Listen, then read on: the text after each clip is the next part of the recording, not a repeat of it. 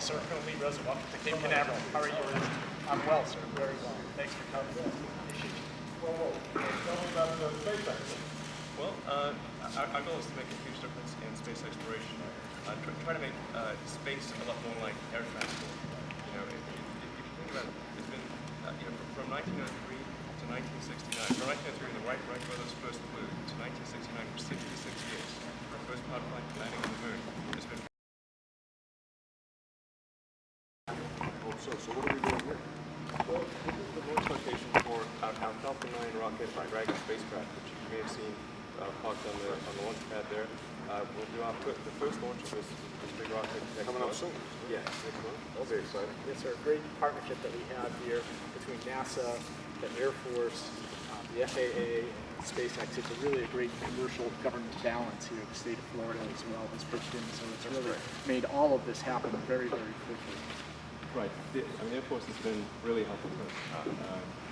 So I do think on the FAA side, just as there is a revolution taking place, there's a big change taking place in the NASA plans and commercial spaceflight that does need to be matched up the FAA on the space side, which isn't currently. And I do think that is a critical thing. Well, that's good to know. Yeah. John, FAA, we're going to have to get them involved. We're going to fix it. Okay. There you go. Hey, have you met John Olvern, my national... Hi. I'm Science National Science Advisor. Very nice to meet you. And I'm assuming you know... Yes, absolutely. Nice to meet you. How are you? Okay, that's terrific. So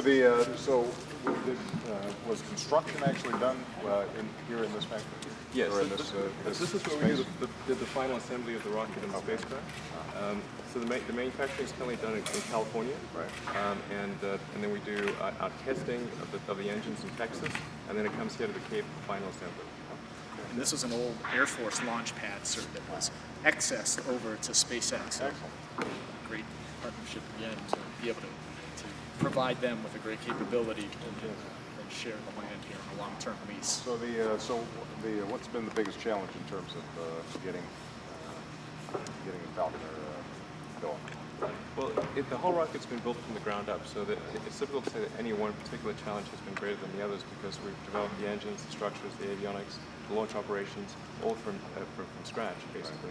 I do think some of the regulatory stuff has been challenging, and that's where I think the biggest need is to make changes. All right. Yes, sir. And our number one concern, of course, is public safety. And we've been doing the best we can, but public safety is non-negotiable in some places. Well, absolutely. So, We don't want a rocket landing on anybody's head. you got it, sir. Right, and we absolutely agree with that. I mean, our goal is to make a much more reliable vehicle, first of all, and secondly, to make a big improvement in cost. Now, in terms of use, the idea would be... You need full set out time. In terms of use, I think the idea is that this would help to supply the space station. That's correct. So we've already been selected by NASA to perform the cargo transport function that the space shuttle was performing. Right. And that decision was made about a year and a half ago. Right. And the big change.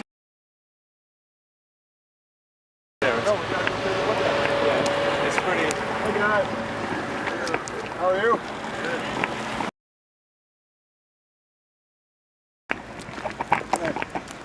Leslie Woods. Nice to see you, Mr. Woods. Nice to meet you. Nice to meet you. Brian Mostel. Good to see you, Brian. How are you? Chloe. Good to see you. Fantastic. Well, let's go take a look at the clock. Okay. So you were saying how it's already all set up over the next month. What is it you got going to make sure that testing goes as smoothly as possible?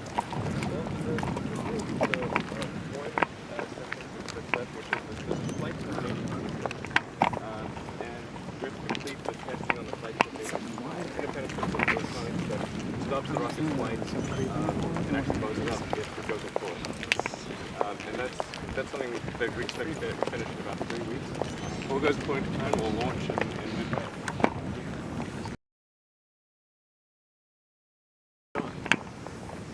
Now, how long has this taken from conception to this point?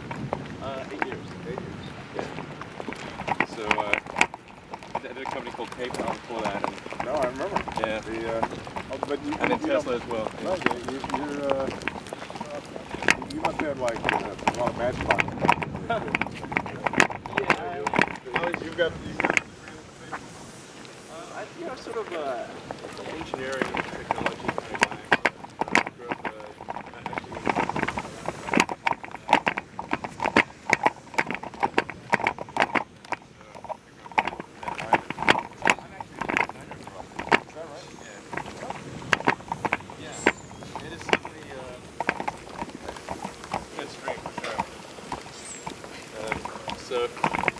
and I think it's fair to say that this is the most advanced rocket in the world. It's the only rocket that's designed in the 21st century. Yeah.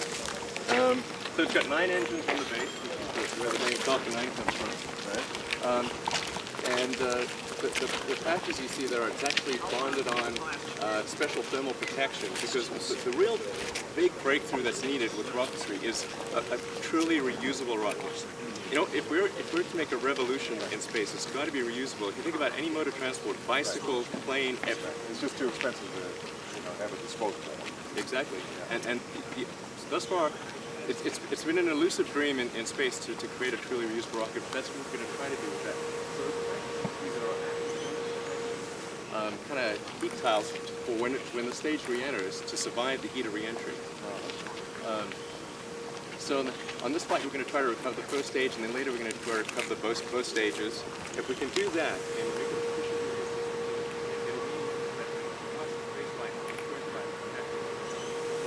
What would be the key to making sure that connectivity is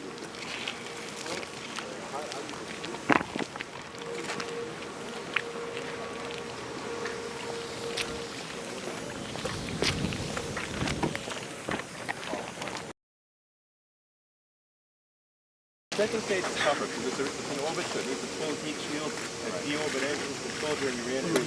We'll also do pressure toward landing, and that'll be kind of the initial phase.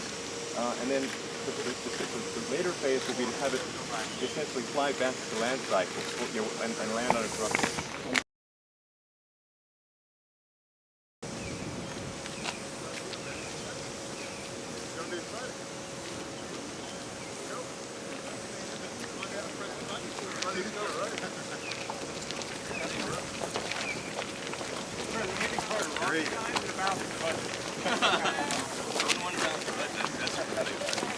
Guys, we need to stay ahead.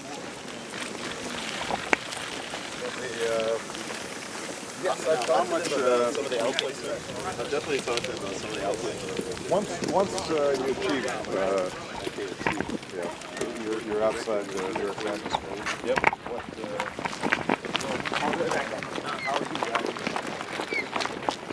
So, if we take a look at the rocket, you see basically that the rocket part is a two-stage rocket. And then a little bit at the top, yes. So there's a little bit at the top, and then there's basically like a sleeve there. And that section, so the rocket kind of puts that in a parking orbit. Okay. And it's about 100 miles below the space station or so. Okay. And then that little craft has got its little engines on it, and it maneuvers over to the space station.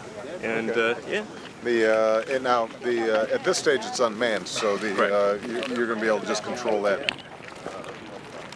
Yeah, it's mostly running on autopilot, and then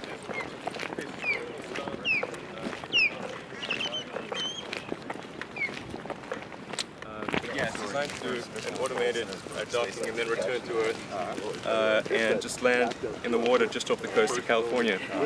Now, when we go to the manned version, the big change is we need a crew escape system. So sort of an escape rockets in case something goes wrong with the booster.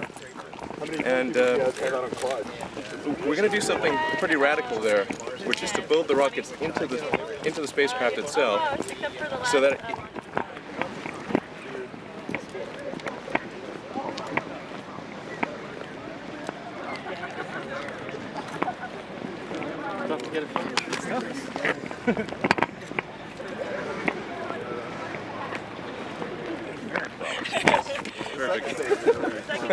This is tough. Yeah, I'm not an engineer, but I can tell that's that's complicated. But you know, what's wonderful is to see getting the best possible innovation. And obviously, you know, we're going to try to see if we can accelerate this kind of collaboration through what we put forward. So It's the right plan. good. Well, congratulations. This is terrific. Thank you very much. How's the car doing? It's doing great, actually. Yeah. How do you split your time between car and rocket? Well, it's usually about 50-50. We should have the sedan on the roads in 2 years. And it'll be the best car on the roads by far. That's our goal. I'm going to have to test drive it. Absolutely. Congratulations. Good luck. Thanks for helping us open skateboard space. Absolutely.